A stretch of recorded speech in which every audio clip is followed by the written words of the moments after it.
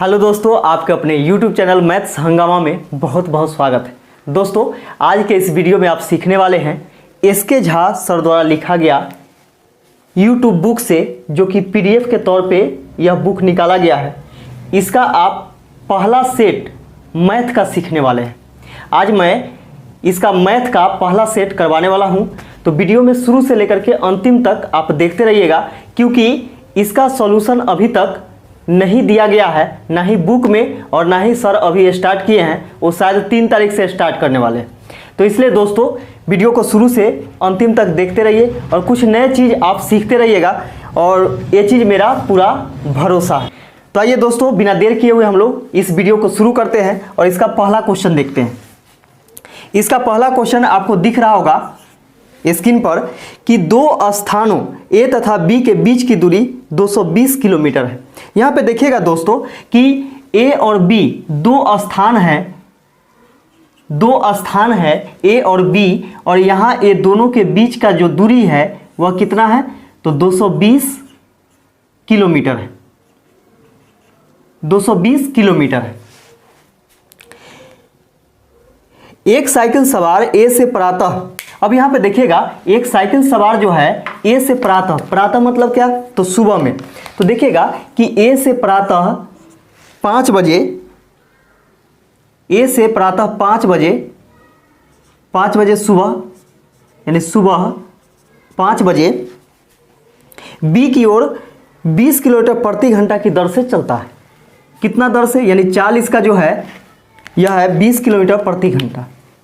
20 kilometre प्रति घंटा की चाल से बी की ओर चलता है। इसका देखिएगा कि दूसरा साइकिल सवार बी से प्रातः 6:30 पर, देखिएगा बी से प्रातः 6:30 पर, यानी सुबह में 6:30 पर। देखिएगा कि 6:30 कब, तो सुबह 6:30 पर 30 किलोमीटर प्रति घंटा की चाल से ए की ओर चलता है। किधर चलता है, तो ए की ओर चलता है 30 किलोमीटर प्रति घंटा की चाल से।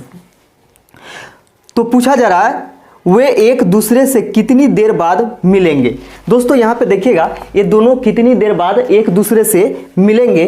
तो यहाँ पे देखिए कि अभी बी चला ही नहीं है, जिससे पहले ए 1.5 घंटा पहले चल चुका है। यहाँ पे देखिएगा कि ए चलता है 5 बजे सुबह ही, जबकि बी खुलता है कब, तो 6:30 पर। इसका मतलब हुआ कि बी अभी तक नहीं चला है, उससे पहले क्या किया कि ए चल चुका है। तो सोचिए जब बी चलना शुरू करेगा उससे पहले ए कितना चल चुका होगा, तो 1.5 घंटा चल चुका होगा। तो सोचिए कि 1 घंटा में, यानी ए जो है 1 घंटा में 20 किलोमीटर जाता है, तो 1.5 घंटा में कितना गया होगा, यानी 1.5 घंटा में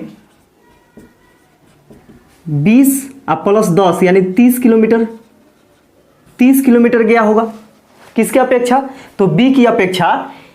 ए टाइम दोनों को हम अगर बराबर करते हैं, देखिए यहाँ पे 6:30 में बी उधर से छूटता है, जबकि 5 बजे ही ए चल चुका है। तो देखिए दोनों को बराबर करेंगे तो दोनों के बीच में 1.5 घंटा का समय है ना, अंतर जो है 1.5 घंटा का है। इसका मतलब क्या है कि 1.5 घंटा में ए कितना चला होगा, तो देखिए 1 घंटा में 20 किलोमीटर जाता है, तो फिर आधा घंटा में कितना गया होगा, तो 10 किलोमीटर। तो 20 और 10 30 किलोमीटर ये जा चुका है उसकी अपेक्षा। ठीक है, अब एक चीज ध्यान में रखिएगा कि ये दोनों के बीच में कितना दूरी अब बच गया शेष।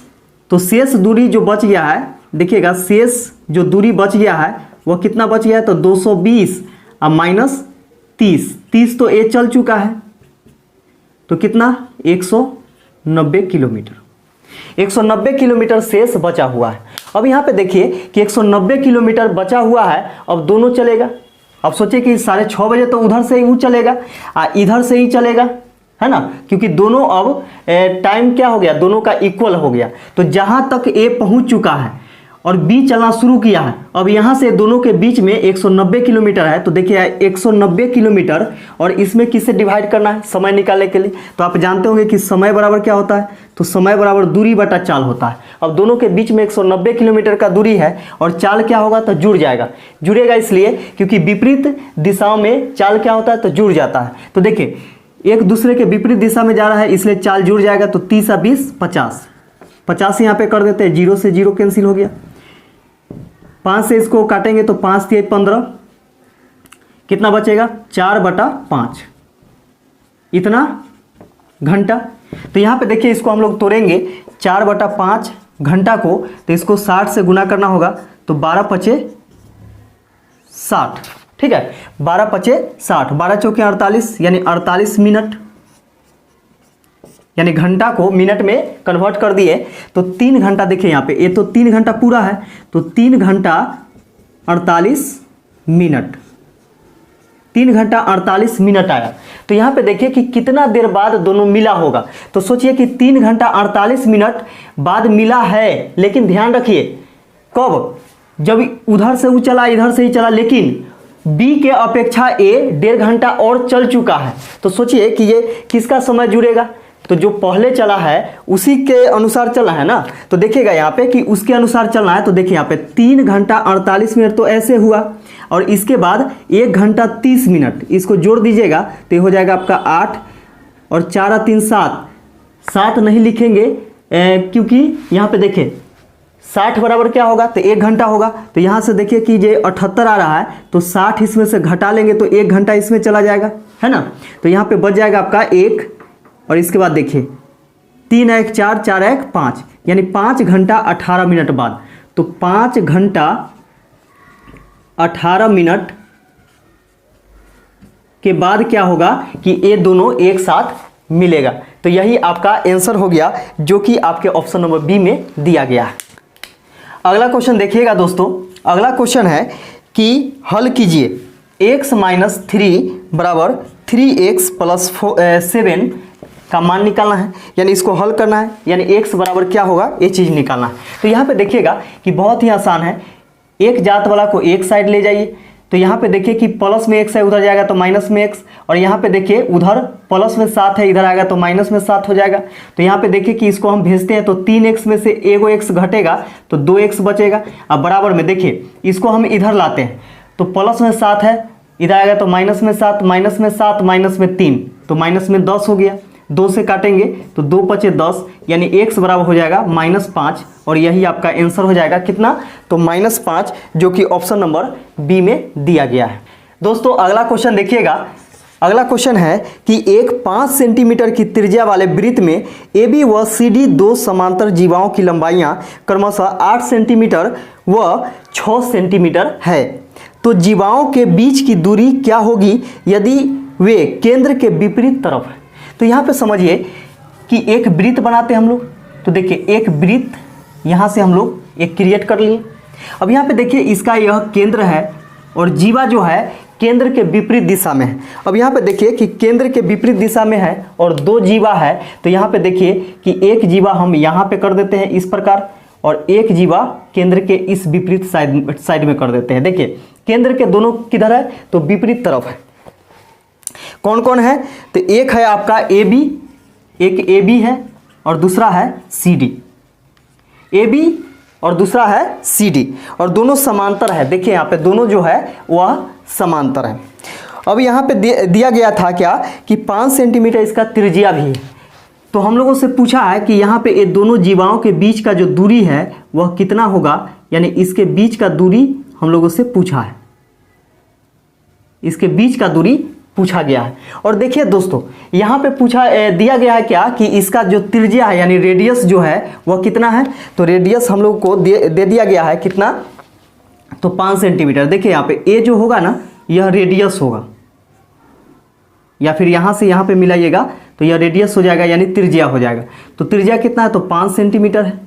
इसके लिए भी हम लिख सकते हैं 5 सेंटीमीटर।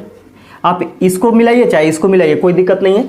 यह 5 सेंटीमीटर इसका त्रिज्या है, जो कि कहीं से भी आप ले सकते हैं सेंटर से, ये चीज़ आप जानते होंगे।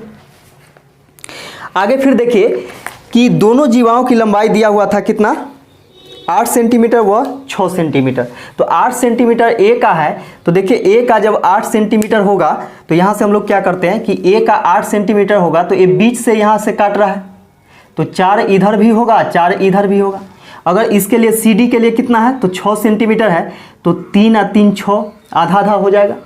अब यहाँ पे देखिए कि इसका लंबाई पूछा जा रहा है, तो यहाँ पे सोचिएगा कि 5 है और ये 3 है। यहाँ पे देखिए कि यहाँ से यह एक राइट एंगल ट्रायंगल बना रहा है, यानी समकोण त्रिभुज बना रहा है। तो समकोण त्रिभुज में क्या होता है कि जहाँ पे 90 डिग्री का कोण बनता है उसके जस्ट सामने का जो भुजा होता है वह कर्ण होता है ना। तो यहाँ पे देखिए कि कर्ण 5 दिखाई दे रहा है और इधर आपको दिखाई दे रहा है क्या कि आधार 3 है, तो इसका लंब कितना हो जाएगा।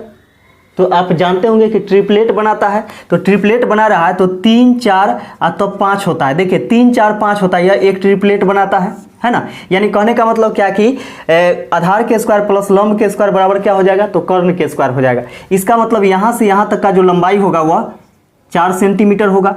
फिर इसके लिए भी देखिए कि 4 है और 5 है, तो इसके लिए क्या हो जाएगा, तो 3 हो जाएगा, यानी यहाँ से यहाँ 3 सेंटीमीटर हो जाएगा। तो इसका लंबाई पूछा है, तो यहाँ पे देखिए कि 3 सेंटीमीटर प्लस 4 सेंटीमीटर, तो दोनों को जोड़ेंगे 4 और 3 7 सेंटीमीटर हो जाएगा। और यही आपका आंसर हो गया कि दोनों जीवाओं के बीच का जो दूरी है वह 7 सेंटीमीटर का होगा, जो कि आपके ऑप्शन नंबर बी में दिया गया है। दोस्तों अगला क्वेश्चन देखिएगा, चौथा नंबर क्वेश्चन है कि एक स्पोर्ट्स एक्सेसरीज की दुकान तुरंत पंजीकरण हेतु 200 रुपये के प्रवेश शुल्क के साथ एक दौड़ प्रतियोगिता का आयोजन करती है। यानी बोला जा रहा है क्या कि एक स्पोर्ट्स एक्सेसरीज की दुकान वाला जो है वह क्या करता है कि तुरंत पंजीकरण, यानी कहने का मतलब क्या है कि जस्ट पंजीकरण अगर करवाया जाए, रजिस्ट्रेशन करवाया जाए तो 200 रुपया प्रवेश शुल्क उसको देना पड़ेगा जो खेलना चाहता है, यानी दौड़ में भाग लेना चाहता है। वे 300 रुपये प्रविष्टियों की उम्मीद कर रहे थे और प्रतियोगिता के दिन केवल 200 हुए। उनकी 300 प्रविष्टियों की शुरुआती अपेक्षाओं की तुलना में प्रवेश में उन्हें कितना कम पैसा मिला। तो यहाँ पे देखिए कि मान के चलिए कि 200 रुपया एक प्रविष्टि का है, एक व्यक्ति का जो शुल्क है वह कितना है, तो 200 रुपया है, और वह चाहता है क्या कि ये कम से कम 300 जो है वह रनर मेरे पास आए, ठीक है, यानी दौड़ने वाला जो है वह 300 लोग मेरे पास आए, यह उम्मीद लगाए हुए बैठा है क्वेश्चन के अनुसार। तो यहाँ पे देखिए कि 200 रुपया एगो से लेता है, तो 300 से कितना रुपया उसको आना चाहिए था उम्मीद के अनुसार उसको, तो 3 दूनी 6, 6 पर 4 को 0 बैठा दीजिए, यानी 60,000 रुपये उसको आना चाहिए था। लेकिन क्या हुआ कि 300 के जगह पर 200 हुआ, यानी कहने का मतलब क्या है कि 200 लोग वहां पे आ पाए। तो यहाँ पे देखिए कि 200 लोग आ पाए, तो एगो के तो 200 रुपया लग रहा है, एक का तो 200 रुपया लग रहा है, तो 200 का कितना होगा, तो गुना कर दीजिए, तो 2 दूनी 4 यानी 40,000 रुपये, 40,000 रुपये इसका हुआ, 40,000 रुपये आया। अब देखिए पूछा जा रहा है क्या कि शुरुआती अपेक्षाओं की तुलना में प्रवेश में उन्हें कितना कम पैसा मिला। तो देखिए कितना कम पैसा मिला आपको दिख रहा होगा कि देखिए पहले 60,000 रुपया उसको चाहिए था, लेकिन आया कितना, तो 40,000, यानी पहले की अपेक्षा कितना कम आया, तो 20,000 कम आया, यही तो क्वेश्चन है। तो 20,000 रुपया कम आया, जो कि देखिए ऑप्शन नंबर आपको डी में दिया गया है और यही इसका आंसर हो जाएगा। अगला क्वेश्चन देखिएगा 5वां नंबर, इसमें देखिएगा कि कितने तरीके से 5 व्यक्ति 4 टंकियों से पानी निकाल सकते हैं। देखिए कितने तरीके से 5 व्यक्ति जो हैं 4 टंकियों से पानी निकाल सकते हैं, यह मानते हुए कि कोई भी टंकी काम में लिए बिना नहीं रहती है। तो आदमी कितना है, देखिए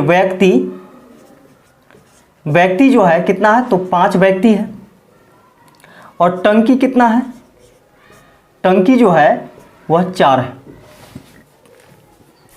फिर यहां पे देखिए बोला जा रहा है यह मानते हुए कि कोई भी टंकी काम में लिए बिना नहीं रह सकती है। समझिए कि कोई भी टंकी काम में लिए बिना नहीं रह सकती है, यानी यह चारों टंकी इंगेज होना चाहिए। ठीक है, तो चारों टंकी जो है बिजी होना चाहिए। इसके लिए सोचिए कि ये एक बार में एक आदमी आएगा तो एक टंकी पर काम करेगा, यानी एक टंकी से पानी निकालेगा, है ना। दूसरा व्यक्ति दूसरे टंकी से, तीसरा व्यक्ति तीसरे टंकी से। इस प्रकार देखिएगा कि इसमें से 4 व्यक्ति आएगा, यानी 5 व्यक्ति में से 4 व्यक्ति आएगा और चारों क्या करेगा कि टंकी से पानी निकालेगा, है ना। फिर क्या करेगा, दूसरे राउंड में भी फिर 4 व्यक्ति आएगा और फिर पानी निकालेगा।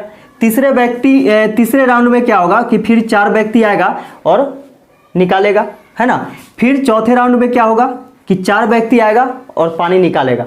अब सुनिए, यहाँ पे समझने वाली बात है कि 4-4 व्यक्ति क्यों आ रहा है, क्योंकि बोला जा रहा है कि ये कोई भी टंकी जो है वह खाली नहीं रहना चाहिए, यानी कहने का मतलब क्या कि बिना काम में लिए हुए नहीं रहना चाहिए। तो देखिए यहाँ पे कि 5 व्यक्ति है तो पांचों व्यक्ति को पानी चाहिए।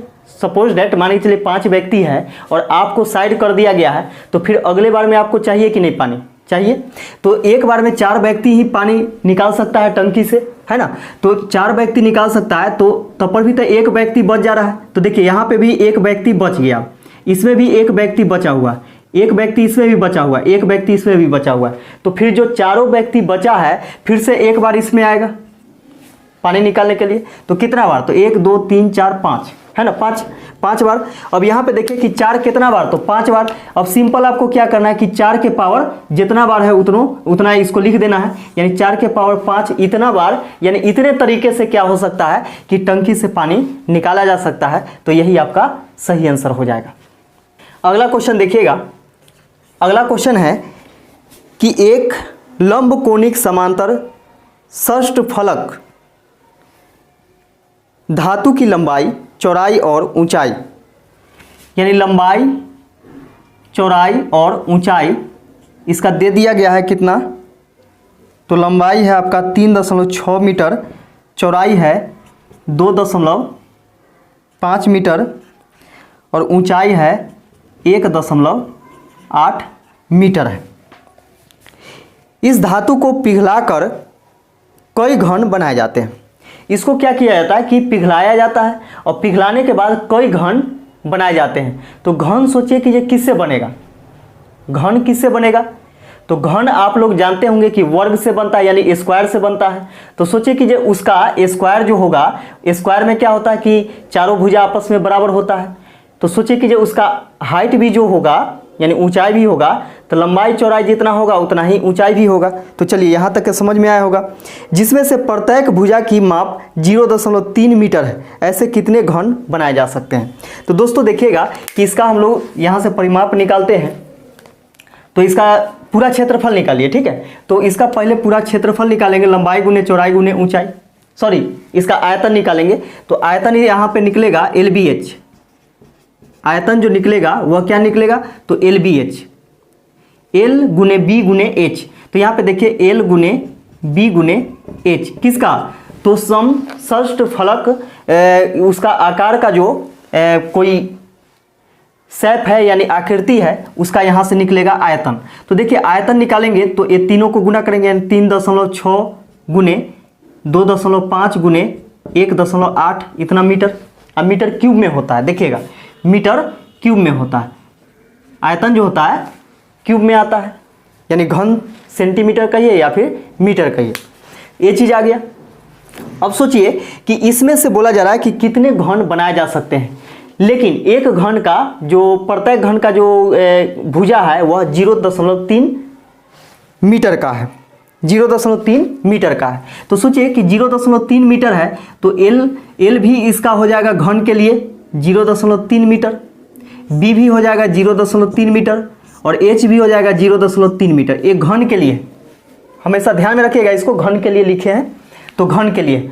तो सोच के देखिए कि इसके आयतन में, इसके आयतन से यानी घन के आयतन से हम भाग दे देंगे तो पता चल जाएगा कि कितना घन बनाए जा सकते हैं। तो देखिए कुल घनों की संख्या, कुल घनों की संख्या बराबर हो जाएगा समषष्ठ भुजाकार जो आकृति है उसका आयतन, तो 3.6 गुने 2.5 गुने 1.8 बटा में, देखिए इसके बटा में क्या हो जाएगा, तो इसका आयतन है ना। तो इसका घन का आयतन कितना हो जाएगा, तो तीनों को गुना कर दीजिए, लंबाई गुने चौड़ाई गुने ऊंचाई, इसका भी होगा। तो LBH 0.3 गुने 0.3 गुने 0.3 मीटर स्क्वायर है, सॉरी मीटर क्यूब है, ये भी मीटर क्यूब है, दोनों कैंसिल हो जाएगा, मीटर क्यूब से मीटर क्यूब कैंसिल। ठीक है, अब देखिए इसको काटेंगे तो देखिए दशमलव से दशमलव कैंसिल, ये वाला दशमलव से ये वाला कैंसिल, ये वाला से ये वाला कैंसिल। 3 से काटेंगे तो 3 से 12 तिया 36, 3 से 3 चौके 12 और 3 से 3 छक 18, तो 4 गुने 25 गुने 6, 25 चौके 100 और 100 में 6 से गुना करेंगे तो 600। तो कितने घन बनाए जा सकते हैं, तो 600 घन बनाए जा सकते हैं, जो कि आपके ऑप्शन नंबर सी में दिया गया है। देखिए दोस्तों अगला क्वेश्चन आप देखिएगा, अगला क्वेश्चन आपको दिख रहा होगा, इसके लिए निर्देश दिया गया 7वां नंबर क्वेश्चन के लिए कि निम्नलिखित सारणी एक फुटबॉल टीम का पूरे वर्ष खेले गए 7 टूर्नामेंटों में उसके प्रदर्शन के रिकॉर्ड को दर्शाती है। यहाँ पे देखिए प्रथम द्वितीय तृतीय चतुर्थ पंचम षष्ठम और सप्तम। तो देखिए यहाँ पे प्रथम से लेकर के 7वां तक यानी खेला गया है मैच, और इसमें जीता भी गया है, हारा भी गया है। तो यहाँ पे देखिए डाटा आपको दिख रहा होगा, सारा चीज़ लिखने का जरूरत नहीं है। क्वेश्चन में पूछा गया कि खेले गए सभी मैचों के कितने प्रतिशत मैच में टीम ने जीत हासिल की है। तो यहाँ पे देखिए कि कुल खेले गए मैच, तो यहाँ से हम लोग लिखते हैं कुल खेले गए मैच। तो कुल कितना मैच खेला गया है, तो देखिएगा कुल मैच जो खेला गया है, प्रथम में 8 मैच खेला गया है, दूसरा में भी 8, तीसरा में 7, चौथा में 9, पाँचवा में चौथा में 9 हो गया, पाँचवा में 6, छठा में 6 और सातवां में भी 6। इतना मैच खेला गया है। तो कुल मैच कितने खेले गए, तो 6 6 12, 6 18, 18 और 2 20 और 7 27, 27 और 7 34, 34 और 6 34 और 6 40, 40 और 2 42, 42 8 50। कुल कितना मैच खेला गया, तो 50 मैच खेला गया। अब देखिए कि इसमें बोला जा रहा है क्या कि कितने प्रतिशत मैच टीम जीता। तो देखिएगा कि कुल जीते गए मैच, कुल जीते गए मैच 50 मैच में कुल कितना मैच जीता गया। तो देखिएगा यहाँ पे दिया गया है कि मैच जीता गया है 5 मैच, पहला में, दूसरा में 4, तीसरा में 5, चौथा में 6, पाँचवा में 4, छठा में 3 और सातवां में 2। तो कुल कितने मैच जीते गए, तो देखिए 3 2 5 4 9 9 6 15 15 5 20 और 4 24 24 और 5 29 मैच जीते गए। तो हम लोगों से प्रतिशत पूछा जा रहा है। तो देखिए कि कुल मैच कितना खेला गया, तो जो खेला गया उसको नीचे रखेंगे, 50 खेला गया टोटल, तो 50 में से कितना जीता गया, तो 29 जीता गया, उसको ऊपर लिखेंगे और इसको गुना करेंगे 100, तब तो प्रतिशत में आएगा, क्योंकि भिन्न को प्रतिशत में बदलने के लिए क्या करते हैं, 100 से गुना करते हैं। देखिए इसको गुना कीजिए, काटिए इसको, 50 से 50 दूनी 100, 29 दूनी 58% मैच क्या किया, जीत गया। तो यही आपका आंसर हो जाएगा। अगर इसी में पूछा जाता है कि कितना प्रतिशत हारा है, तो यहाँ पे क्या करते हैं कि कुल कितना हारा है वो भी दिया हुआ है कि पहला में कितना मैच हारा, दूसरा में कितना, तो वो सबको जोड़ देते, उसको 50 नीचे लिख करके ऊपर लिखते हारा हुआ मैच, गुने 100 कर देते, तो वहाँ से आ जाता आपका, है ना। तो यही आपका आंसर हो गया कितना, तो 58% मैच जो है वह जीते गए। दोस्तों अगला क्वेश्चन जो है आपका, दोस्तों 8वां नंबर जो क्वेश्चन है वह रेखाओं x + 3y = 5 तथा x - 2y = 7 के बीच में कितना डिग्री का कोण बनेगा, इस पर आधारित है। तो दोस्तों इसमें कुछ हमको लग रहा है क्या कि ये मिस्टेक है क्वेश्चन, तो इसके लिए सॉरी। यदि आपसे बनेगा तो बना करके हमें कमेंट कीजिएगा आंसर कि कितना आ रहा है, ठीक है। तो क्वेश्चन आपको दिख रहा होगा, और हाँ घबराने की ज़रूरत नहीं है, जैसे ही इसका सॉल्यूशन मिलता है तो जितने भी क्वेश्चन हम अगर छोड़ते हैं हो सकता है क्या कि ये इसमें टाइप करने में होता है मिस्टेक कि 7 के जगह 6 के जगह 5 ऐसे लिखा जाता है, तो हो सकता है क्या कि ये यहाँ पे नहीं मिल रहा है, इसका मतलब क्या है कि ये कुछ ना कुछ मिस्टेक होगा, है ना। तो फिर देखिएगा जैसे ही मेरे पास डाटा आएगा तो फिर हम आपको क्या करेंगे कि जितने भी क्वेश्चन छूट रहे हैं तो उसको हम क्या करते हैं कि फिर से एक वीडियो बना देंगे। तो दोस्तों इसके लिए कोई टेंशन नहीं लीजिएगा, ठीक है। अब ऐसा नहीं है कि ये आप सोचिएगा कि हाँ नहीं बन पा रहा है, तो नहीं बन पा रहा है यानी बहुत सारा प्रयास किया गया है इस क्वेश्चन पर, लेकिन परेशानी ये है कि नहीं आ पा रहा है सही से।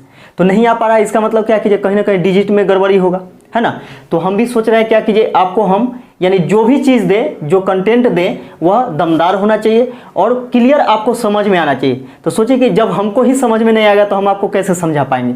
तो दोस्तों इसके लिए कोई दिक्कत नहीं है, आपको जरूर है कि ये इस क्वेश्चन का सोल्यूशन आपको मिलेगा और कह करके मिलेगा, हम जरूर आपको बोल करके ही इसका सोल्यूशन करेंगे। तो 8वां नंबर क्वेश्चन आपको दिख रहा होगा, तो इसके बाद अपना जो क्वेश्चन अगर बनाना होगा तो बनाइएगा, और नहीं तो कोई दिक्कत नहीं है, फिर आपको मिल जाएगा। चलिए अगला क्वेश्चन हम लोग देखते हैं। अगला क्वेश्चन है कि सांद्र और मयूरी एक साथ काम करते हुए एक कार्य को 45 दिनों में पूरा कर सकते हैं। तो देखिएगा यहाँ पे कि सांद्र और मयूरी, एस से सांद्र कर देते हैं और एम से मयूरी कर देते हैं। अब यहाँ पे देखिए कि एक काम को दोनों मिल करके 45 दिन में समाप्त करते हैं, 45 दिन में समाप्त करते हैं।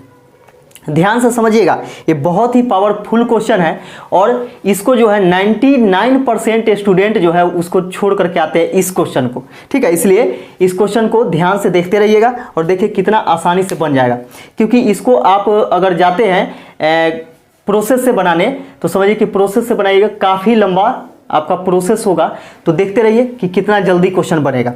इसको हम लोग क्या करेंगे कि हीट एंड ट्रायल मेथड से इसको बनाएंगे। तो देखिए यहाँ पे कि सांद्र और मयूरी एक साथ काम करते हुए एक काम को 45 दिनों में पूरा कर सकते हैं, तथापि मयूरी अकेले काम करती है तथा कार्य के 1/3 भाग के पूरा हो जाने पर चली जाती है और सांद्रा शेष कार्य को, यानी फिर क्या होता है कि सांद्रा शेष कार्य को स्वयं पूरा करती है। परिणाम स्वरूप दोनों 104 दिनों में कार्य को पूरा कर पाते हैं। यानी दोनों जो है, यानी कोई छोड़ देता है फिर उसके बाद वो करता है, तो इस प्रकार क्या होता है कि दोनों को मिला करके 104 दिन का समय लगता है। यदि मयूरी ने उसे अधिक तेजी से काम किया हो तो सांद्रा अकेले कितने दिनों में कार्य को पूरा कर पाएगी। तो यहाँ पे देखिएगा दोस्तों, यहाँ पे जो ऑप्शन जो दिया हुआ रहता है, तो ऑप्शन क्या दिया हुआ रहता है, जो चीज़ पूछा जाता है क्वेश्चन में वही तो ऑप्शन में रहता है। तो यहाँ से हम लोग क्या करते हैं कि ऑप्शन से हम लोग निकालते हैं, ये 72 हो गया, बी में देखिए कि 60, सी में 240 और डी में 120, ठीक है। अब यहाँ पे देखिए कि चारों ऑप्शन आपको दिया गया है। चारों ऑप्शन में हम लोग देखते हैं सबसे पहले कि यहाँ पे देखिए कि दोनों मिलकर के करती है तो 45 दिन का समय लगता है। हम लोगों से पूछा गया क्या कि सांद्रा अकेले कितने दिनों में काम पूरा कर पाएगी। तो देखिए सांद्रा अकेले कितना दिन में काम पूरा कर पाएगी, इसका मतलब जो दिया गया है ऑप्शन में वह सांद्रा के लिए होगा, ठीक है। तो सांद्रा के लिए होगा, तो सांद्रा के लिए हम लोग क्या करते हैं कि कुछ ऐसा मानते हैं। तो यहाँ पे देखिए कि हम क्या करते हैं कि 120 मानते हैं। 120 इसलिए मान रहे हैं क्योंकि आपको बाद में पता चलेगा क्यों मानेंगे हम लोग। तो देखिए 120 मान लेते हैं ऑप्शन से, है ना। 120 मान लेते हैं क्योंकि हम कर करके आपको दिखाएंगे और करके दिखाएंगे तो सोचिए कि आपका समय बचत होगा, क्योंकि आप देखिए यहाँ पे देखते रहिए तब समझ में आएगा। अब यहाँ पे देखिए कि सांद्रा अकेले कितने दिन में काम पूरा कर पाएगी। तो यहाँ पे देखिए कि माना कि सांद्रा के लिए हम क्या ले लिए, तो 120 दिन ले लिए। अब ये दोनों का जो एलसीएम होगा, यहाँ पे एलसीएम निकालेंगे तो एलसीएम कितना आ जाएगा, तो एलसीएम आपका हो जाएगा 360, ठीक है। 45 से इसमें भाग दीजिएगा तो आपका आ जाएगा 8 बार में और ये आ जाएगा 3 बार में। इसका मतलब क्या है कि सांद्रा और मयूरी दोनों मिलकर के 8 काम प्रतिदिन करती है, लेकिन सांद्रा अकेले 3 काम प्रतिदिन करती है। अब यहाँ पे समझिए कि मयूरी अकेले काम करती है तथा कार्य के 1/3 भाग के पूरा हो जाने पर चली जाती है। यानी मयूरी क्या करती है कि काम करती है लेकिन 1/3 काम ही कर पाती है और इसके बाद चली जाती है। तो शेष काम को कौन करती है, तो सांद्रा करती है।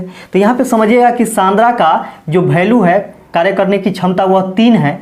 तो सांद्रा के लिए 3 रखिएगा, तो मयूरी के लिए कितना हो जाएगा, तो इसमें से यानी 8 में से 3 को घटाइएगा तो 5 हो जाएगा। तब तो 5 और 3 8 आ रहा है समझ में। तो सांद्रा जो है वह 3 के दर से काम करती है, जबकि मयूरी 5 के दर से प्रतिदिन काम करेगी, है ना। अब यहाँ देखिए कि 1/3 ही काम कर पाती है मयूरी, जो है 1/3 काम करके चली जाती है। तो देखिए 1/3 यानी 360 का 1/3 तो निकालेंगे इसका, तो कितना आ जाएगा 120। तो 120 काम मयूरी करेगी कितना के दर से, तो 5 के दर से, यानी प्रतिदिन 5 काम करेगी, ठीक है। और सांद्रा जो है वह शेष काम को, तो देखिए शेष काम कितना, तो 360। अब देखिए 3 भाग में 1 भाग मयूरी कर दी है, तो इतना का 2 भाग जो है, यानी 2/3 भाग जो बच गया है काम, वह कौन करेगी, तो सांद्रा करेगी। तो 3 से इसको काटेंगे तो 3 एकम 3, 3 दूनी 6, 120, 120 दूनी 240। अब देखिए 240 काम को किस दर से यह करेगी सांद्रा, तो यह करेगी 3 के दर से। अब देखिए दोनों को जोड़ने के बाद जो दिया गया है आपको 104 दिन, वो आता है कि नहीं। तो यहाँ पे क्या करते हैं कि इसको काटते हैं 5 से, 5 चौके 20, 40 बार में, सॉरी 5 चौके 20 कट गया, 5 दूनी 10, 5 चौके 20, यानी 24 बार में कट गया, तो ये 24 हो गया। प्लस 3 से काटेंगे, 3 अठे 24, 80, ठीक है। अब जोड़िए यहाँ पे, तो 80 + 24 कितना होता है, 104 होता है। और यही चीज़ तो दिया हुआ है कि दोनों मिलकर के जब काम करती है तो 104 दिन का समय लगता है। अब दोस्तों हम 120 ही क्यों लिए थे, तो आप दूसरा ऑप्शन लीजिएगा तो आपका नहीं आएगा, ठीक है। लेकिन बहुत ही अच्छा मेथड है कि इस मेथड से आप चेक कर सकते हैं। और 104 दिन अगर नहीं आता, इसका मतलब क्या है कि वह ऑप्शन गलत है। लेकिन इस प्रोसेस से आप बनाइएगा तो आपको क्या होगा कि जल्दी से जल्दी आप क्वेश्चन का आंसर आप निकाल सकते हैं। तो आपको यही चीज़ हम बतलाने वाले थे कि समय का अभाव था, इसलिए हम क्या किए हैं कि ऑप्शन डायरेक्ट 120 ले लिए हैं, है ना। आपको क्या करना है कि अगर इसको चेक कीजिएगा तो ज़्यादा समय नहीं लगेगा, समझिए कि चारों ऑप्शन आपको चेक करना पड़ेगा, है कि नहीं। तो ऑप्शन नंबर डी आपका सही आंसर हो जाएगा, क्योंकि 120 अगर हम रखे हैं, है ना, सांद्रा के लिए, तब जा करके यहाँ पे ये चीज़ निकल करके आया कि दोनों मिल करके अगर काम करेगी तो 104 दिन में काम समाप्त कर देगी। तो आपको समझ में आ गया होगा यह क्वेश्चन।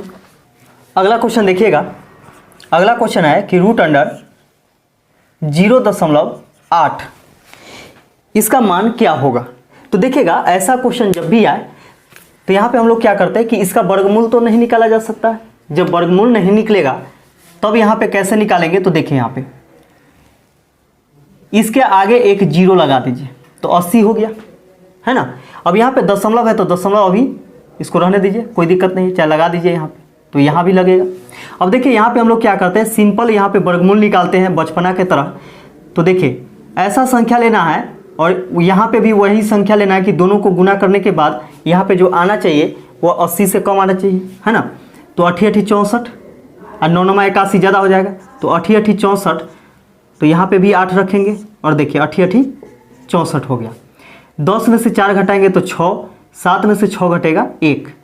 यहाँ पे दशमलव के लिए हमेशा 2 0 आता है, तो 8 8 कितना हो गया, इधर 16 हो गया, है ना।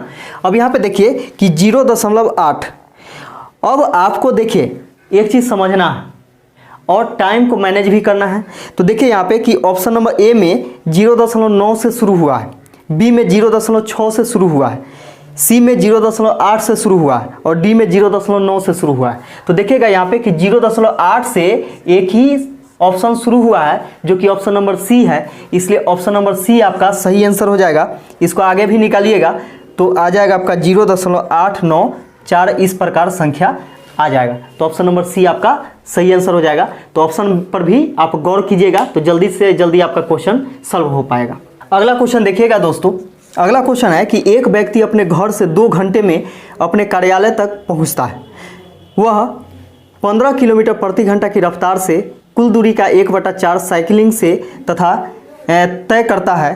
30 किलोमीटर प्रति घंटा की गति के साथ बस द्वारा कुल दूरी का 1/2 भाग और बाकी जो शेष बच जाता है दूरी वह 5 किलोमीटर प्रति घंटा की रफ्तार से चलकर तय करता है। इस व्यक्ति की औसत गति क्या होगा? तो आप जानते होंगे कि औसत गति बराबर क्या होता है? कुल दूरी बटा में कुल समय।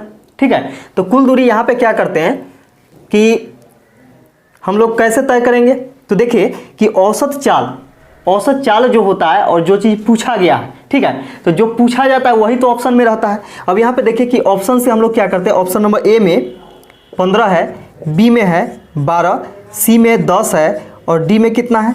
तो 14 है। अब यहाँ पे देखिएगा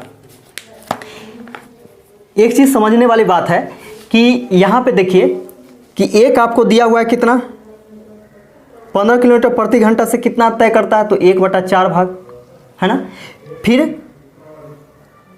बस से 1/2 भाग और जो बाकी बच जाता है तो बच गया कितना? शेष जो है, शेष। यहां पे समझिए, एक चीज को समझिएगा, यह जो है पहला दूरी किससे तय करता है? तो साइकिलिंग,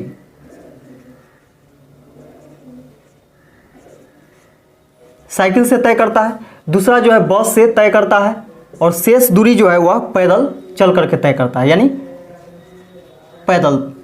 ठीक है, तो शेष दूरी यहाँ पे देखिए दोनों को जोड़िएगा तो 1/4 प्लस 1/2 तो ये हो जाएगा आपका 3/4 हो जाएगा। तो 4 भाग में 3 भाग तय कर चुका है, तो जो बचेगा वह 1 भाग बचेगा कितना में? तो 4 भाग में। अब यहाँ पे समझिए कि हरों का जब एलसीएम लीजिएगा तो एलसीएम कितना हो जाएगा? तो 4 हो जाएगा। और देखिए 4 से जो कटेगा वही आपका आंसर होना चाहिए। ठीक है, आंसर वही होना चाहिए। तो यहाँ पे देखिए कि 15 नहीं कट रहा है, 12 कट रहा है, 10 नहीं कट रहा है, 14 नहीं कट रहा है।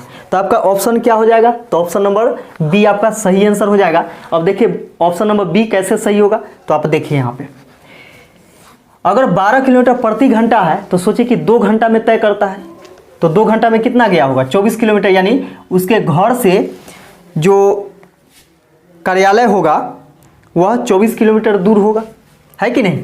क्योंकि 2 घंटा में तय करता है और औसत चाल जो है 12 किलोमीटर यानी पूछा गया है, तो हम यहाँ से 12 किलोमीटर ले लिए हैं, तो 2 घंटा में कितना तय करेगा? तो 24 किलोमीटर। अब देखिए यहाँ पे 24 किलोमीटर हो गया, तो कुल दूरी बटा कुल समय, तो समय कैसे निकलेगा? तो समय बराबर दूरी बटा चाल, समय बराबर दूरी बटा चाल। तो यहाँ पे देखिए कि दूरी बटा चाल, तो दूरी कितना? तो अगर हम 24 लेते हैं कुल दूरी, तो 24 का 1/4 भाग यानी 4 छक 24, 6 किलोमीटर साइकिल से। इसका देखिए 24 का ही 1/2 भाग यानी 12 दूनी 24, तो 12 किलोमीटर बस से। इसका देखिएगा कि यही 24 किलोमीटर का शेष जो है 1/4, तो 4 छक 24 यानी 6 किलोमीटर किससे? तो पैदल तय करता है। अब यहाँ पे देखिए तो ये चीज निकल गया क्या? कुल दूरी। तो कुल दूरी कितना है? तो 6, 12 6 18, 18 6 24। तो देखिए 24 आ गया कि नहीं? 24 आ गया। कितना समय में तय करता है? तो 2 घंटा में तय करता है। तो आप जानते होंगे कि औसत चाल बराबर क्या होता है? कुल दूरी बटा कुल समय। तो देखिए कुल दूरी हम लोग क्या लिए थे? 24 और 24 आया भी ऐसे, है ना। अब बटा में कुल समय, देखिए कुल समय 2 रखेंगे तो 12 दूनी 24। यहाँ पे देखिए 12 किलोमीटर प्रति घंटा। तो देखिए ऑप्शन नंबर बी आपका सही आंसर आया कि नहीं? तो यही आपका सही आंसर हो जाएगा, 12 किलोमीटर प्रति घंटा, जो कि आपके ऑप्शन नंबर बी में था। अगला क्वेश्चन देखिएगा। अगला क्वेश्चन है कि 28 माह पूर्व ए की आयु बी की आयु से 3.5 गुनी थी। ए की आयु बी की आयु से 3.5 गुनी थी, तो 3.5 बराबर क्या होता है? दशमलव हटाइएगा तो बटा में 10, 5 दूनी 10, 5 सते 35 यानी 7/2। इसका मतलब 2 रहा होगा बी के लिए, तो ए कितना? तो 7, क्योंकि इसका जो है 3.5 गुना है। ये कब था? तो 28 माह पूर्व यानी 28 महीना पहले बोलेगा, इसलिए माइनस यहाँ पे हम लोग क्या किए कि लिखे हैं।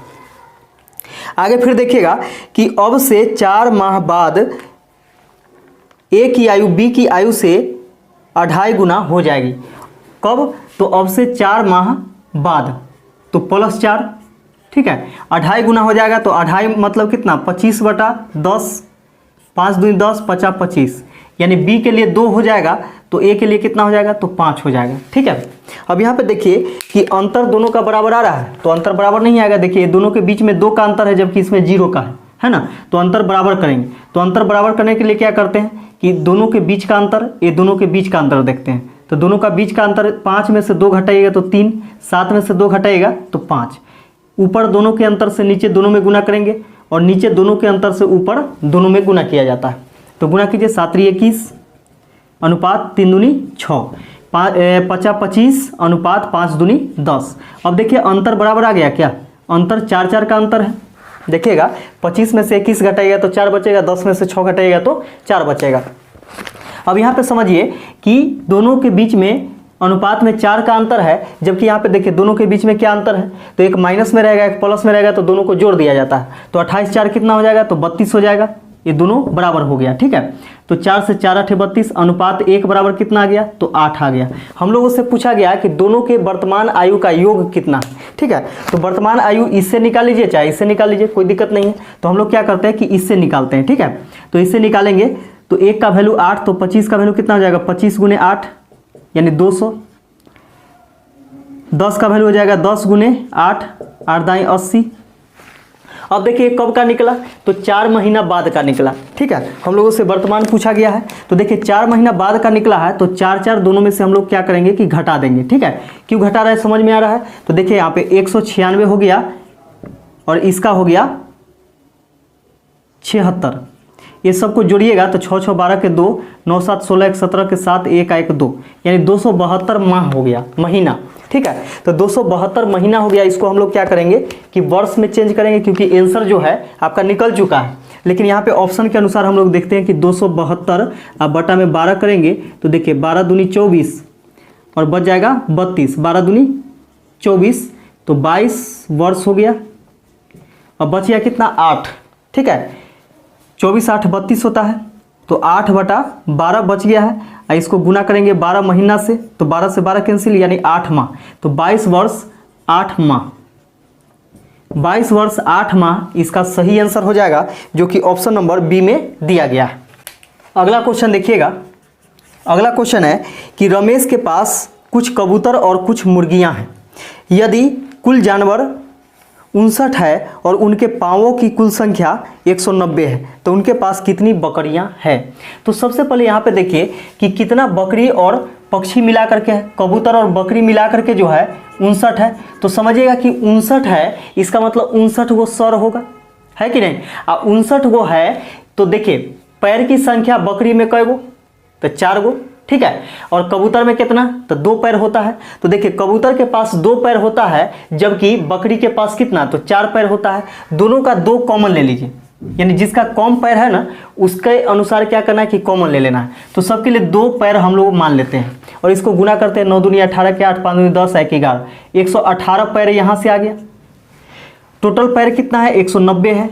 190 में से 118 घटाइएगा तो बचेगा कितना? 72 पैर बचेगा, ठीक है। यानी शेष जो है वह 72 पैर बच चुका है।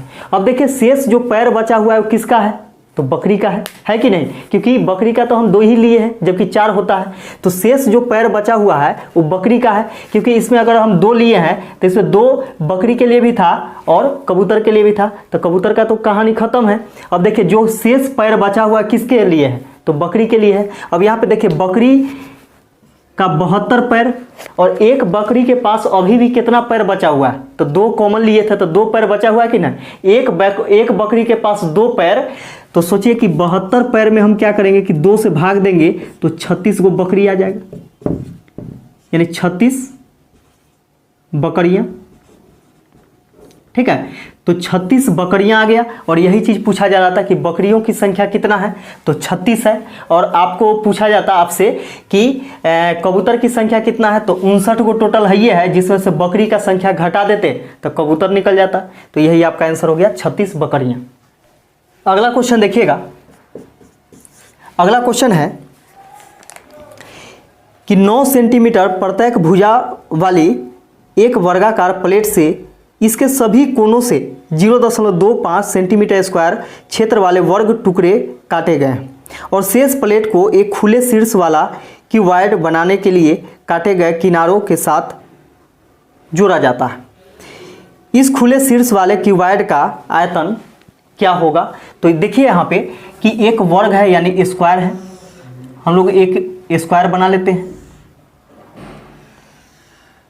देखिए यहाँ से एक स्क्वायर बना लिए हम लोग, ठीक है, एक यह वर्ग है। चारों कोना से क्या किया जाता है कि एक वर्गाकार क्षेत्र का काटा जाता है, यानी चारों कोना से काटा जाता है। देखिए इधर से भी काटा जाएगा, इधर से भी काटा जाएगा और वर्गाकार काटा जाता है, इधर से भी काटा जाता है, इधर से भी काटा जाता है, ठीक है। अब समझिए इसका क्षेत्रफल क्या है जो काटा जाता है। इनके सभी कोनों से 0.25 सेंटीमीटर स्क्वायर क्षेत्र वाले वर्ग टुकड़े काटे जाते हैं। तो देखिएगा कि एक वर्ग का जो क्षेत्रफल है वह कितना है, तो 0.25 सेंटीमीटर स्क्वायर है, ये काटा जाता है। और आप जानते होंगे कि वर्ग का क्षेत्रफल जो होता है भुजा स्क्वायर होता है। तो भुजा स्क्वायर माना कि भुजा x मान लेते हैं, इसका स्क्वायर बराबर इतना, तो x बराबर क्या हो जाएगा, स्क्वायर हटाइएगा रूट चढ़ेगा, तो 0.25 का वर्गमूल कीजिएगा तो 0.5 आ जाएगा। इसका मतलब इसका प्रत्येक भुजा का जो लंबाई है वह कितना 0.55 है, ठीक है। तो 0.5 ये भी हो गया, 0.5 सेंटीमीटर ये भी हो गया, 0.5 सेंटीमीटर ये भी हो गया, 0.5 सेंटीमीटर ये भी हो गया, 0.5 सेंटीमीटर, ठीक है। तो चारों हो गया। अब यहाँ पे देखिए 0.5 सेंटीमीटर, यानी सभी जगह आपका 0.5 सेंटीमीटर चारों भुजा जहाँ जहाँ होगा वहाँ पे होगा। अब यहाँ पे समझिएगा कि इसका जो यहाँ से यहाँ लंबाई पहले था वह कितना था, तो 9 सेंटीमीटर था। अब देखिए कि अब बच गया है कितना, ये दोनों के बीच में जो है यह बचा हुआ कितना है, तो देखिए कि आधा सेंटीमीटर इधर से हट गया और आधा सेंटीमीटर इधर से हट गया, तो 1 सेंटीमीटर हट गया। तो 9 सेंटीमीटर में से 1 सेंटीमीटर घट जाएगा तो कितना बचेगा, 8 सेंटीमीटर, यानी 8 सेंटीमीटर इधर भी बचा हुआ है, ये भी आपका 8 सेंटीमीटर बचा हुआ है, ये भी आपका 8 सेंटीमीटर होगा और ये भी इधर 8 सेंटीमीटर होगा, ठीक है। और इसी को जोड़ करके क्या किया जाता है कि क्या बनाया जाता है, यहाँ से देखिएगा कि ये वाला इसको लेकर के यहाँ से यहाँ तक के लेकर के है ना, तो यहाँ से यहाँ तक के लेकर के क्या बनाया जाता है, तो एक क्यूबॉइड बनाया जाता है, यानी घनाभ बनाया जाता है। तो देखिए यहाँ पे घनाभ जो होगा इस प्रकार होगा, क्योंकि आयत से ही क्या बनाया जाता है, घनाभ बनाया जाता है। तो इस प्रकार का पट्टी देखिए तो आपको दिख रहा होगा, इस प्रकार का जो पट्टी है इस प्रकार का इसी से बनाया जाता है, यानी इस प्रकार का यह शेप बनाया जाता है, यानी यह आकृति बन गया घनाभ का। अब देखिएगा कि इसका हम लोगों से पूछा है आयतन क्या होगा, तो देखिए आयतन क्या होगा, तो देखिए इसके लिए लंबाई और चौड़ाई जो होगा वह 8 होगा, ठीक है। और ऊंचाई इसका जो हो जाएगा हाइट, देखिए हाइट जो होगा किसके अनुसार होगा, तो इसके वर्ग के एक भुजा के अनुसार होगा, ठीक है। तो आयतन यहाँ से हम लोग निकालेंगे तो आयतन बराबर हो जाएगा L गुने B गुने H, ठीक है। तो L कितना, तो 8, B कितना, तो 8 गुने H कितना, तो 0.5, दशमलव हटाएंगे बटा में 10 हो जाएगा, 5 दूनी 10 और 2 से काटेंगे 2 चौके 8, यानी 8 चौके 32 सेंटीमीटर क्यूब। अब यहाँ पे देखिए कि घन सेंटीमीटर में आयतन होता है, यानी 32 सेंटीमीटर क्यूब आपका सही आंसर हो जाएगा। देखिए अगला क्वेश्चन देखिएगा, अगला क्वेश्चन है कि एक सम त्रिभुजाकार प्रिज्म के आधारों का अनुपात। तो देखिए इसका आधार जो होता है एक सम त्रिभुजाकार है, इसका मतलब सभी भुजा इसका बराबर होगा आपस में, है कि नहीं। तो सम त्रिभुजाकार जो है उसके आधारों का अनुपात है 8:15:17 है। यदि प्रिज्म की ऊंचाई 21 सेंटीमीटर है तो पार्श्व तलों के क्षेत्रफलों का योग 840 सेंटीमीटर स्क्वायर है, तो घन सेंटीमीटर में प्रिज्म का आयतन ज्ञात कीजिए। तो यहाँ पे देखिएगा कि इसको हम लोग क्या करते हैं, क्योंकि अनुपात में जो होता है वो रियल मान नहीं होता है, यानी आंशिक रूप होता है काटने के बाद, तो इसको हम लोग मान लेते हैं कितना 8x, इसको मान लेते हैं 15x और इसको मान लेते हैं 17x, ठीक है। तो आयतन क्या होता है, सभी भुजाओं का योग होता है, आप जानते होंगे। तो सभी को जोड़िएगा तो 17 7 5 12 12 8 20 20 और 10 30 और 10 40, यानी 40x हो गया आयतन। और इसका जो देखिएगा कि क्षेत्रफल जो होगा यह क्या होगा, आयतन गुने ऊंचाई, ठीक है। तो आयतन गुने ऊंचाई, ऊंचाई कितना है, तो 21 सेंटीमीटर है, तो ये क्षेत्रफल हो गया। इस सब का क्षेत्रफल का योग कितना है, तो 840 सेंटीमीटर स्क्वायर है। ये दोनों बात यहाँ से बराबर हो गया। अब यहाँ से हम लोग क्या करते हैं कि काटते हैं, सेंटीमीटर से 1 सेंटीमीटर कैंसिल हो गया, 0 से 0 कैंसिल, 4 से काटेंगे 21 बार में, 21 से 21 एक बार में, यानी x बराबर आ गया आपका 1 सेंटीमीटर। x का वैल्यू कितना आ गया? तो 1 सेंटीमीटर। तो देखिए यहाँ पे ये हो गया आपका 8 सेंटीमीटर, क्योंकि 8 गुने 1 करेंगे तो 8 हो जाएगा, ये 15 हो गया, ये 17 हो गया। ठीक है, इतना सेंटीमीटर हो गया। अब देखिए हम लोगों से पूछा गया क्या, तो घन सेंटीमीटर में प्रिज्म का आयतन ज्ञात करें। तो देखिए प्रिज्म का आयतन जो होता है, देखिए प्रिज्म का आयतन बराबर होता है 1/2 गुने आधार गुने लंब गुने ऊंचाई, यानी लंबाई गुने चौड़ाई, 1 मिनट, एल गुने बी गुने एच, एल गुने बी गुने एच। तो यहाँ पे देखिएगा कि 1/2 इंटू एल बराबर कितना है, तो 8 है, बी बराबर कितना है, तो 15 है, और एच बराबर कितना है, तो दिया हुआ था 21 सेंटीमीटर, 21 सेंटीमीटर। ठीक है, ये सब सेंटीमीटर में है, सेंटीमीटर।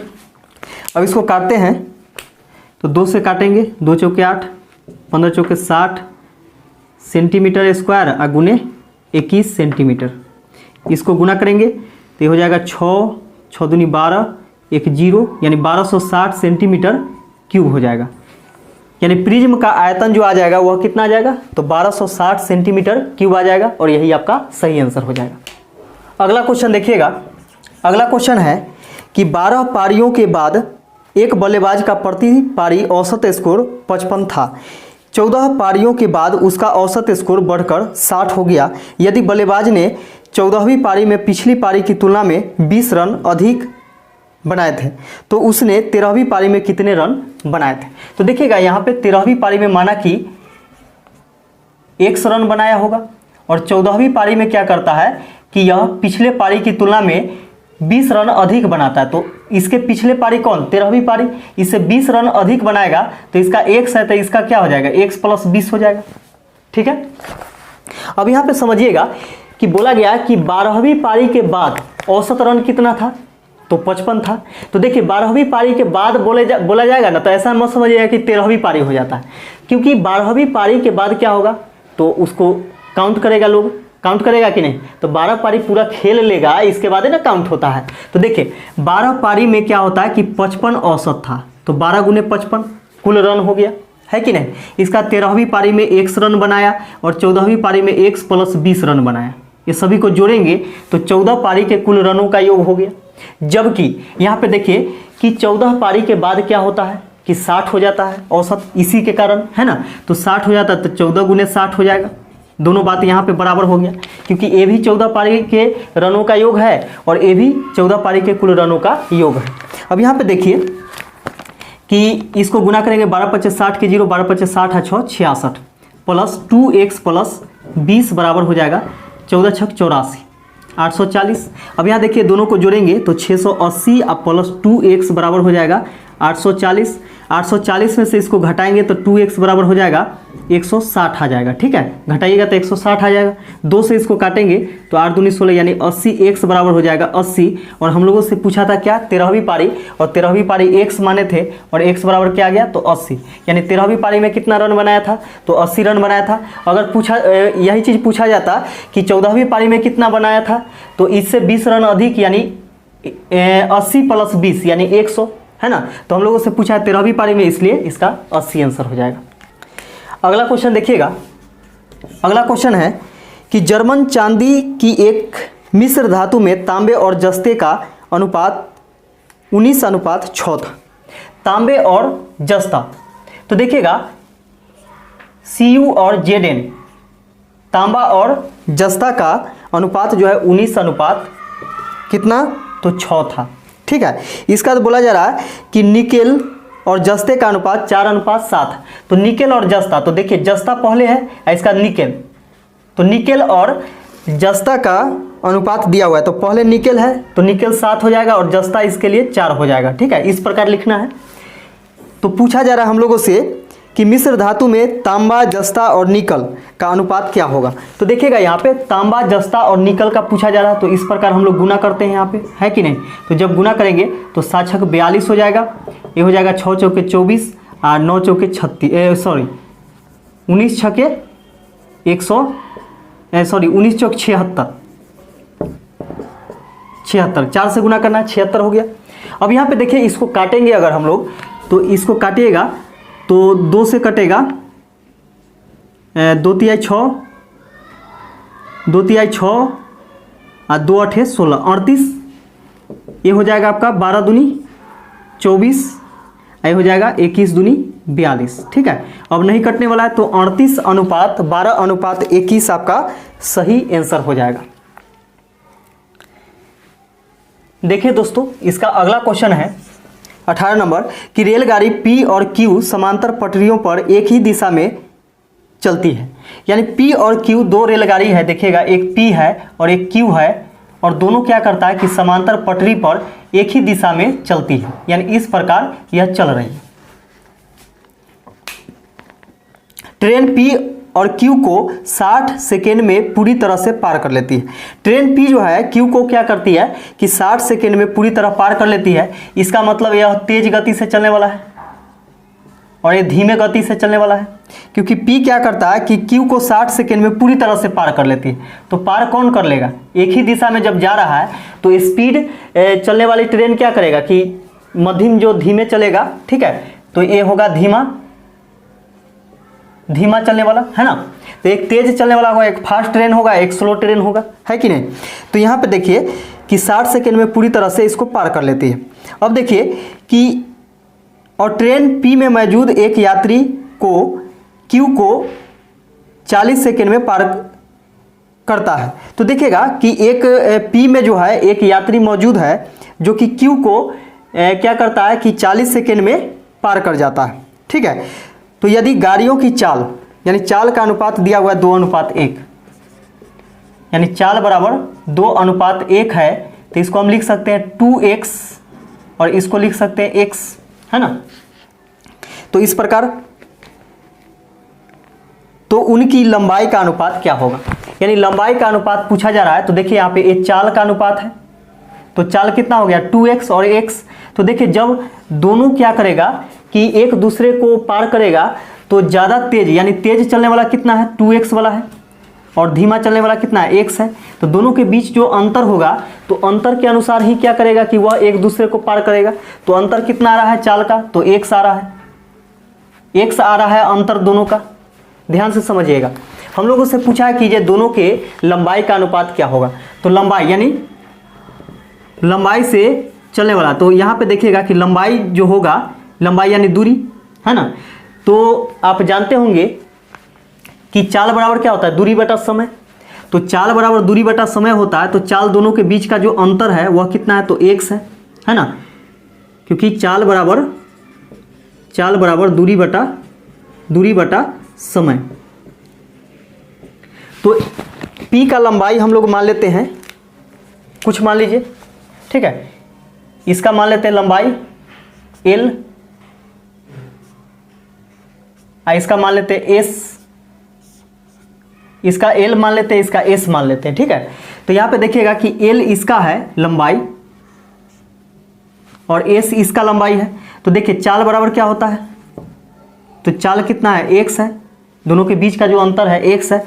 तो चाल बराबर दूरी बटा समय, तो दूरी यानी लंबाई L मानते हैं इसके लिए, तो इसके लिए कितना है, तो 60 है, इसके लिए कितना है, तो 60 है। तो ये हो जाएगा L बराबर 60x हो गया, यानी पहला का। और दूसरे के लिए कितना हो जाएगा, तो देखिए यही दूसरा के लिए हो जाएगा x बराबर s बटा 40, यह 40 सेकेंड में पार करता है। तो आपका s बराबर कितना हो जाएगा, तो 40x हो जाएगा। ठीक है, आ रहा है समझ में। तो ये हो गया ये दोनों का लंबाई, और लंबाई का अनुपात पूछा जा रहा है। तो देखिए लंबाई का अनुपात पूछा जा रहा है, तो एक का हो जाएगा आपका, जैसे L मान लीजिए, इसको S मान लीजिए, ये दोनों का रेशियो पूछा जा रहा है। तो यहाँ पे देखिए कि इसका हम 60x लिखते हैं और इसके लिए 40x लिखते हैं। एक से x कैंसिल हो जाएगा, 0 से 0 कैंसिल, 2 दूनी 4, 2 तिहाई 6, यानी 3:2 के अनुपात में इसका लंबाई का अनुपात हो जाएगा और यही आपका आंसर हो जाएगा। अगला क्वेश्चन देखिएगा दोस्तों, 19 नंबर में है कि 20,000 रुपये पर 2 वर्ष में प्राप्त साधारण ब्याज और चक्रवृद्धि ब्याज पर अंतर 800 रुपये है, ब्याज की वार्षिक दर क्या है। तो देखिएगा यहाँ पे कि 20,000 रुपया प्रिंसिपल हो गया, यानी इसका मूलधन जो है 20,000 है। 2 वर्ष का बात बोला है, 2 डंडा खींच दीजिए और देखिए कितना आसानी से हम लोग इसको सॉल्व कर पाएंगे। तो आप ध्यान से देखते रहिएगा, जो चीज़ पूछा जाता है वह ऑप्शन में होता ही है, ठीक है। तो ऑप्शन से हम लोग रेट निकालते हैं और ऐसे आप जाते हैं तो चक्रवृद्धि ब्याज का फॉर्मूला आपको लगाना पड़ेगा कि P × 1 + R/100 के पावर T - 1, ठीक है। अब माइनस उसमें से क्या करना होगा कि साधारण ब्याज यानी P × R × T/100, अब बराबर में कितना, तो जो अंतर है 800 रुपया उसके बराबर करना होगा, तब जा करके वहाँ से आपका निकलेगा रेट, ठीक है। तो थोड़ा सा लंबा प्रोसेस हो जाता है। तो यहाँ से हम लोग क्या करते हैं कि ऑप्शन से लेते हैं 30%, बी में है आपका 15%, सी में है 25% और डी में है 20%। अब देखिए साधारण ब्याज और चक्रवृद्धि ब्याज के बीच में जो अंतर है वह कितना का है, तो 800 रुपये का है। तो देखिए 800 किससे आता है, तो 30% यानी 20,000 का, देखिए 20,000 का 30% यदि हम लोग निकालते हैं तो 2 0 से 2 0 कैंसिल, तो 3 दूनी 6, 6,000 आएगा। तो 6,000 इसके लिए भी होगा और 6,000 इसके लिए भी होगा, तो 6 दूनी 12,000 इसका साधारण ब्याज हो गया। ये दोनों को जोड़ेंगे तो साधारण ब्याज, और हम लोग जानते हैं कि ब्याज पर ही ब्याज लगता है, ठीक है। तो 6,000 का आप 30% निकालिएगा तो देखिए 6 1800 रुपया निकल गया अंतर। ये जो आता है अंतर आता है, तो अंतर सोचिए कि 1800 आ गया, इसका मतलब क्या कि 1800 तो बहुत हो गया, जबकि आंसर में दिया हुआ है कितना, क्वेश्चन में दिया हुआ है कि 800 का ही दोनों के बीच में अंतर आता है, ठीक है। तो ये तो होगा नहीं, ऑप्शन नंबर ए नहीं होगा। अब यहाँ पे देखिए कि बी से हम लोग चेक करते हैं, तो 15 यहाँ रखेंगे तो 15 दूनी 30 यानी 3,000, तो 3,000 यहाँ पे लेते हैं तो इसके लिए भी 3,000 होगा। और यहाँ पे देखिए कि 3,000 का फिर 15% निकालते हैं, 3,000 का 15%, 2 0 से 2 0 15 × 45 यानी 450 रुपया हो रहा। तो 450 रुपया जबकि 800 रुपया आना चाहिए, तो ये भी नहीं होगा। इसका सी नंबर देखिए, सी नंबर देखते हैं हम लोग, तो 25% है, ठीक है। तो 25% है तो 25 दूनी 50 यानी 5,000 आया। तो 5,000 का फिर क्या करेंगे कि 25% निकालेंगे तो 2 0 से 2 0 कैंसिल, 25 × 5 = 125, 1250 आ जा रहा है, तो ये भी आपका नहीं होगा। अब देखिए यहाँ पे कि 20% से हम लोग निकालते हैं, तो इसका 20% निकालेंगे तो 20 दूनी 40 यानी 4,000, तो 4,000 इसका पहले वर्ष का साधारण ब्याज और दूसरे वर्ष का भी इतना ही होगा, ठीक है। तो कितना हो गया, 4,000 इसका साधारण ब्याज हो गया और ब्याज पर ही ब्याज लगता है, यानी पहले वर्ष का ब्याज कहाँ जाता है, दूसरे वर्ष में। तो 4,000 का फिर 20% निकालिएगा, 2 0 से 2 0, 4 दूनी 8, देखिए 800 आया कि नहीं, 800, ये जो डिफरेंट आया वह 800 आया। तो किससे, तो ऑप्शन नंबर डी से, यानी 20% के दर से। तो रेट क्या हो गया, तो 20%, यानी ऑप्शन नंबर डी आपका सही आंसर है। अगला क्वेश्चन देखिएगा दोस्तों, यदि साइन 21 डिग्री बराबर x/y, तो पूछा जा रहा है सेक 21 डिग्री माइनस साइन 69 डिग्री का मान क्या होगा, ये चीज़ पूछा जा रहा है। यहाँ पे समझिएगा दोस्तों, ये साइन थीटा बराबर क्या होता है, लंब बटा, देखिए एल हो गया लंब, ठीक है, और ए हो गया कर्ण, एक कर्ण हो गया, ठीक है। अब यहां से हम लोग आधार निकाल लेते हैं, तो आधार बराबर हो जाएगा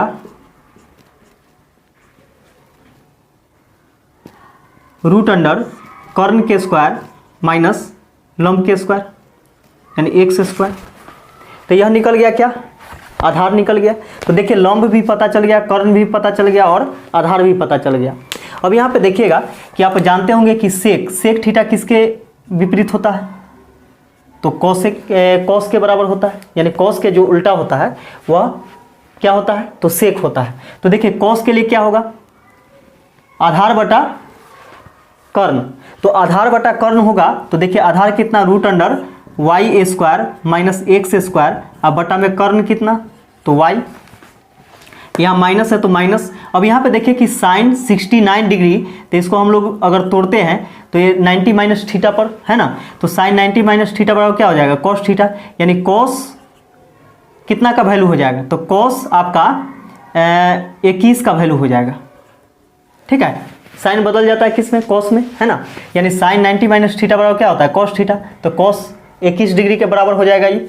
तो कॉस 21 डिग्री, अब देखिए यहाँ पे थीटा का मान कितना है, तो 21 है, तो कॉस के लिए क्या हो जाएगा, तो कॉस के लिए आप जानते होंगे कि क्या होता है, तो आधार बटा कर्ण होता है। ठीक है, तो आधार कितना हो गया, तो देखिए सॉरी आधार बटा कर्ण इसके लिए, हाँ आधार बटा कर्ण यानी root under y square minus x square बटा वाई। और यहाँ पे देखिएगा कि सेक थीटा जो होगा यह किसका, इसका विपरीत होता है, तो पलट जाएगा आपका, यानी हो जाएगा आपका वाई बटा में, ये हो जाएगा आपका वाई बटा में root under y square minus x square हो जाएगा, ये हो जाएगा। अब इसको सॉल्व कीजिए, आपका आंसर आ जाएगा। तो देखिए सॉल्व करते हैं हम लोग, इसका एलसीएम लेंगे तो क्या आ जाएगा, y into root under y square minus x square. अब यहाँ पे देखिए कि इससे ही वाला कटेगा, तो y से यानी y से वाई स्क्वायर माइनस, अब देखिएगा इससे इसमें भाग देंगे तो y से y कैंसिल हो जाएगा। अब इससे इसमें गुणा कीजिएगा तो इतना के वर्ग हो जाएगा, तो स्क्वायर से रूट भी कैंसिल हो जाएगा, तो माइनस में वाई स्क्वायर, अब माइनस माइनस क्या हो जाएगा, प्लस में एक्स स्क्वायर हो जाएगा। ठीक है, तो यहाँ पे देखिए कि एक प्लस में वाई स्क्वायर है, एक माइनस में वाई स्क्वायर है, दोनों कैंसिल हो गया, तो आपका बच गया क्या, तो एक्स स्क्वायर बटा में y into root under y square minus x square, और यही आपका सही आंसर हो जाएगा, जो कि आपके ऑप्शन नंबर सी में किधर दिया हुआ है, सी में नहीं ए में दिया गया है। देखिए ए में दिया गया है एक्स स्क्वायर बटा में y into y square minus x square. तो ध्यान से देखिएगा, क्योंकि देखने में लग रहा है लेकिन रूट अंडर जो है उसमें थोड़ा सा हेर फेर किया गया है, तो ऑप्शन नंबर ए आपका सही आंसर हो जाएगा। तो यह वीडियो कैसा लगा कमेंट करके हमें जरूर बताइएगा। वीडियो देखने के लिए आप सभी को बहुत बहुत धन्यवाद।